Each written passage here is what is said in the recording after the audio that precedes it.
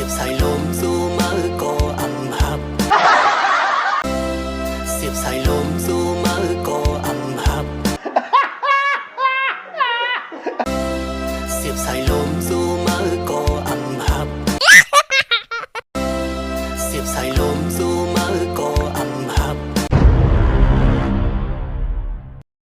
A few moments later เสียบสายลมสู่มือก็อำหับ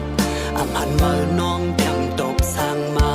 เนื้อขอความใจลัดหมกเฮ็ดสั่งอยู่ทำจิ้มมือวางโดดถึงมือในมาก็อำตัวได้ว่าอำตันเลี้ยงขึ้นเขียวไว้หันสู่น้องกดไลค์กดแชร์ปันหัวเธอเปิด